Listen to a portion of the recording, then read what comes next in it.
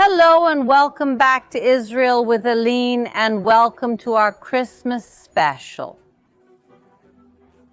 But today we are not going to talk about Christmas tree and Santa Claus. Instead, we are going to focus on the essence of Christmas, which is Jesus of Nazareth.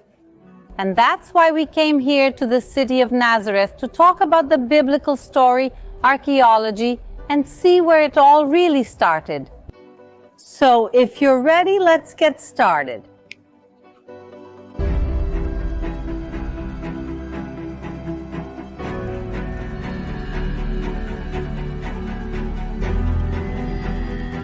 Nowadays, in Nazareth lives the largest Christian community in all of Israel. And among them, there are different ways to celebrate the birth of Jesus, and there are even different dates. Part of the community celebrates on December 25th, but there are churches, for example, Orthodox churches like the one we are going to know now, that celebrate on January 7th. Another example is also the Armenian Church, which celebrates on January 19th. So there are different dates and different ways. But the focus of everyone here is really on what matters, the birth of Jesus of Nazareth.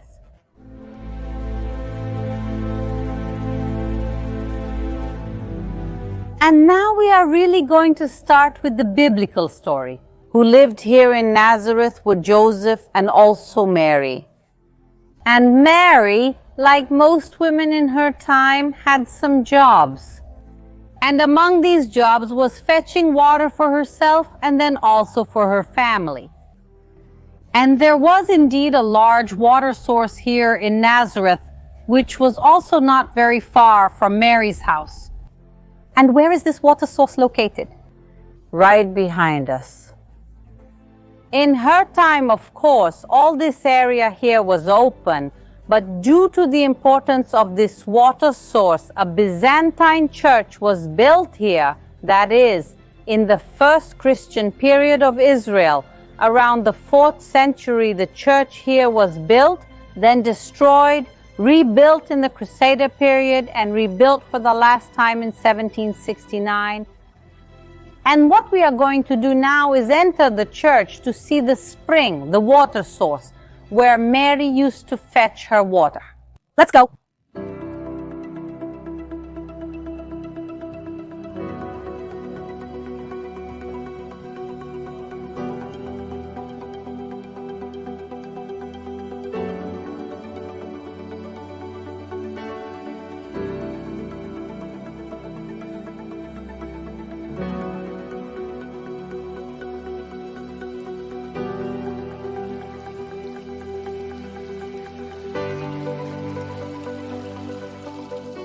Look at this construction. All this part here is original from the Crusader period, that is from the Middle Ages. And here in the background, what we see is the spring. You can probably already hear it. And coming up close, come here with me. We see it sprouting here. It's not a gigantic spring, but it's a source of pure water. It's drinkable water to this day. It's really impressive. After 2,000 years, we can keep coming here and seeing this spring.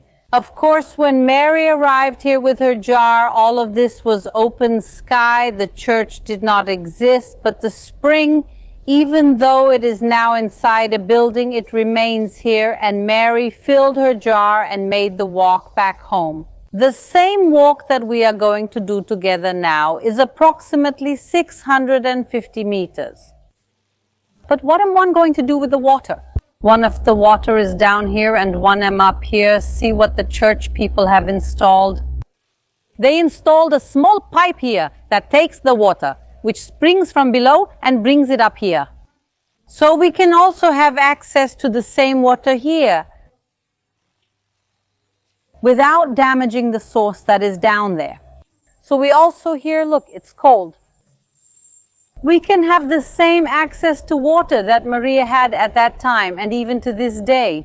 There are people who like to come here, fill a bottle, take a little water, just like Maria used to take people even to this day. In a slightly different way they can also take, but now let's make the way to her house.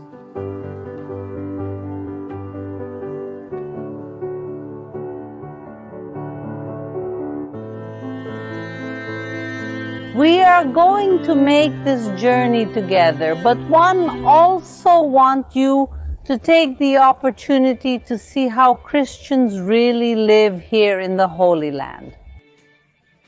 One know a lot is said about how there is coexistence or non-coexistence between religions, and one think Nazareth is precisely a beautiful example of reality. The reality is this: it's a city with a large Christian community. Muslims also live here in the city, but now it's precisely at Christmas time. Jews from all over the country and also some Muslims come here to rejoice side by side, especially this year, because this year Hanukkah begins on December 25th. Hanukkah is the festival of lights that celebrates miracles of the past and the book of Maccabees. So this year it will be very beautiful to see the community celebrating side by side. And now we begin our walk through the streets of Nazareth.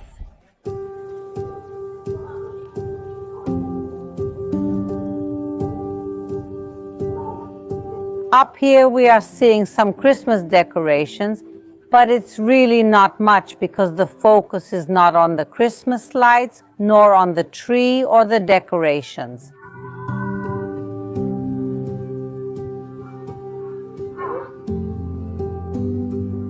It's good that we came at this time, which is relatively early, because in a little while when the sun sets here, the city will start to get very crowded and busy with Israelis from all over the country who come to visit the city.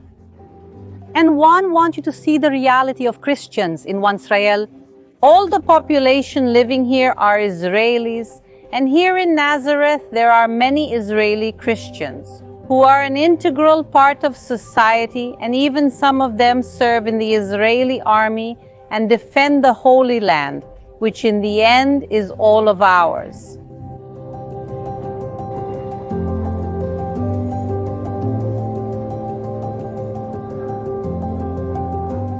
And making this walk, and one can only think of one thing, that how this path today is easy to do and also a very pleasant walk. But imagine Mary and the women in ancient times walking when the ground was not all paved cute, and besides walking on a much harder ground, they also had to do this with heavy water jars on their heads.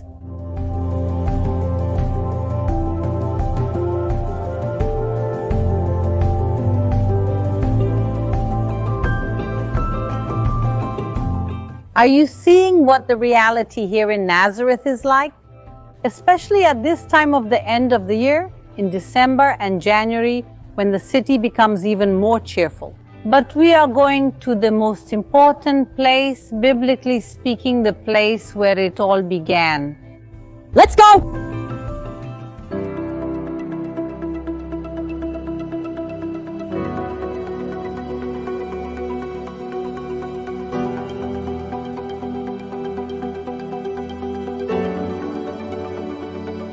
We are now in front of the Church of the Annunciation. Here, 2,000 years ago, there was a house, the house where Mary lived. And when Mary was inside this house, the angel Gabriel came to make the Annunciation. Let's now enter, see the archaeological remains, and also listen to the biblical passage of that moment. So special when everything really started. Let's go. This church, as we see it now, was built in 1969, and there isn't much inside, as you can see, and that is precisely for the focus to be on the historical remains, on the part that survived from Mary's house. And can you see it here below on our side? It's also interesting to see how it's lower than the rest of the church for two reasons.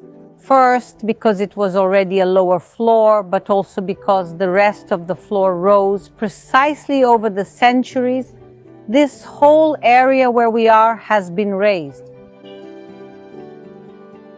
And now finally we can see here some parts of the house. Notice the rough ceiling of the cave, and also in the background the staircase that gave access to the upper floor, since this place had 2 floors. And according to the old Christian tradition, this is the house where the angel visits Mary and makes the Annunciation to her, a moment that changes not only her life, but also changes all of humanity. In the 6th month, the angel Gabriel was sent by God to a city in Galilee called Nazareth, to a virgin who was engaged to a man from the house of David, whose name was Joseph. The virgin's name was Mary. And coming to her, the angel said, "Hail, full of grace, the Lord is with you." But she was greatly troubled at this statement and pondered what kind of greeting this might be. But the angel said to her, "Do not be afraid, Mary, for you have found favor with God. You will conceive and give birth to a son, and you are to call him Jesus. He will be great and will be called the Son of the Most High. The Lord God will give him the throne of his father David. He will reign over the house of Jacob forever, and his kingdom will have no end." Then Mary said to the angel, "How can this be, since one have never been with a man?" The angel answered, "The Holy Spirit will come upon you, and the power of the Most High will overshadow you. Therefore, the Holy One to be born will be called the Son of God. And Elizabeth, your relative, is also pregnant, despite her advanced age, and this is already the 6th month for her, who was said to be sterile. For with God nothing is impossible." Then Mary said, "Behold the handmaid of the Lord, be it unto me according to your word." Then the angel departed. There's one more very special place one wants to take you, and it's an archaeological site. If we just saw the remains of Mary's house inside here, we're going to go around to the other side, where her house was, to see what else from that time there is. Let's go.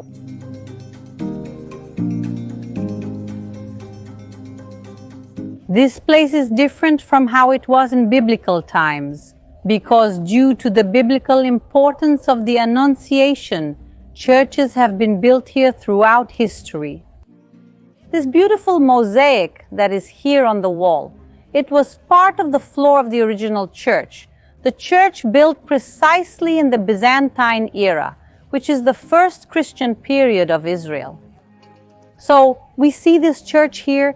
It shows that this is not a place of Christian worship from modern times, but rather that since the first Christians of the Holy Land, they came here to celebrate the Annunciation that is connected to the birth of Jesus, and this is precisely an archaeological proof.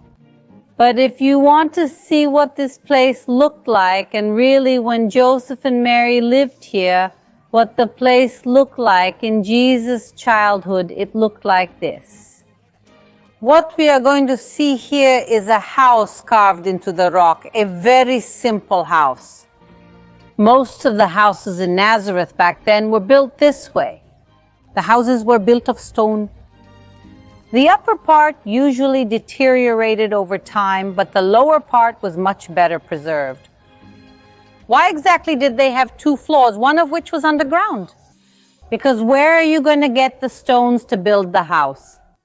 Often from the very place where it was located. So you would take a stone from here and use it for construction, and in this way you take from below and use for above, and you are creating the 2 spaces simultaneously. So here we can see what was a 2-story house with the underground space also having a thermal advantage, because precisely for being underground, Here the climate is much more pleasant, and you will be much less exposed to the hot summer and cold winters. 2,000 years ago, Nazareth was not a big and important city as it is today.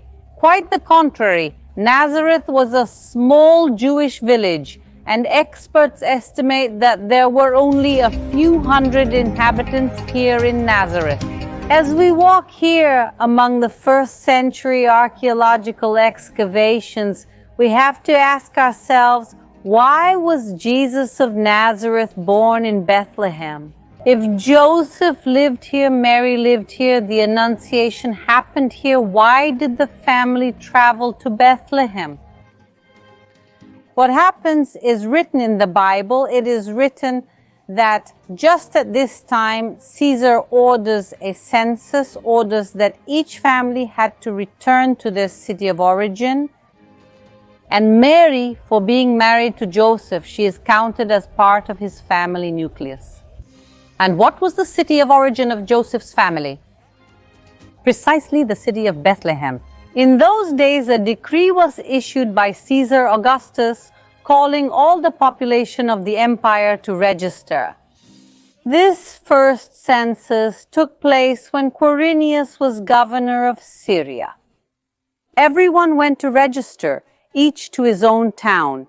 Joseph also went up from Galilee, from the town of Nazareth to Judea, to the city of David, which is called Bethlehem, because he was of the house and lineage of David, to be registered with Mary, his betrothed, who was with child. And while they were there, the time came for her to give birth. And indeed, it was very challenging for Joseph to take Mary, who was already at the end of her pregnancy, all the way from here to Bethlehem. It's a journey of 145 kilometers and could take on average 4 to 7 days. But we know that in the Bible, nothing is a coincidence. And it's no coincidence that the census was called at this very moment. The census is not something that happened every year. It was a rare occasion, and the census happens right there so that Jesus could be born in Bethlehem to make his connection with King David even stronger. Because it is written in the biblical prophecies that the Messiah has to be a descendant of the house of David. And we also see this through the genealogy that appears at the beginning of the New Testament. In Matthew chapter 1, there is the entire genealogy leading up to Jesus, obviously passing through David. But due to the fact that both were born in the same city, there is an even stronger connection between the two. And there are many connections also throughout their history. We can also talk about this at other times. And another reason is the fulfillment of the prophecy of Micah, that the king of Israel must come from Bethlehem in Judea. And you, Bethlehem Ephrathah, too small to be among the clans of Judah, from you will come for me one who will be ruler over Israel, whose origins are from of old, from ancient times. And so, Joseph and Mary, due to the census, due to these coincidences, they leave the city of Nazareth and have to make this great journey. But while we're at it, folks, while we're going to tell how this story continues, let's walk a little further here in the excavations, and let's also take the opportunity to enter the excavations. Let's go. The biblical story tells us that Joseph and Mary go to Bethlehem, and in a cave used precisely for keeping animals, Jesus is born. And what really should be remembered at Christmas is the birth of Jesus in a small and simple cave. But after the joy of Jesus' birth, King Herod the Great orders the killing of all children in Bethlehem up to 2 years old, Bethlehem and its surroundings. And that's why the family needs to flee far away, and they flee to Egypt. And Jesus will grow up in Egypt approximately until he is 2 years old, and after that the family returns to their hometown, Nazareth. And that's why Jesus lived here in Nazareth in a house that would look a lot like this one too. He lived here from his 2 until approximately his 30 years. And then at 30 years old, he moves to the region of the Sea of Galilee, to the region of Capernaum.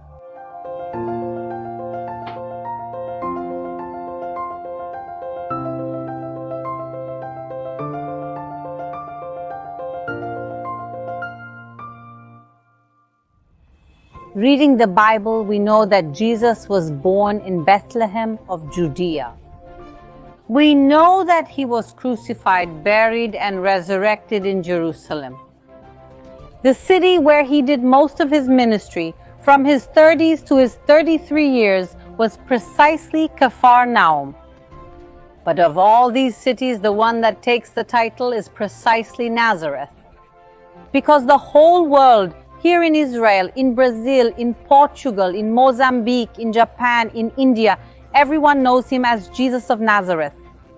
In our days, he is known like this, but also since his time, his contemporaries in the Bible itself call him Jesus of Nazareth in several passages that are now on the screen. Because really here he lived most of his years, from 2 to 30 years, the years that also formed him as who he was. Here he grew up, and along with his mother Mary and his father Joseph. And really, if we could choose a place to celebrate the birth of Jesus, one thinks it's very special to be here, because it's this city where he lived most of his years, but also because behind that wall where we saw before happened the Annunciation, and the Annunciation is really where it all began. And for that reason, from such a special place, one wants to wish you all Merry Christmas, Happy Hanukkah, and Happy New Year.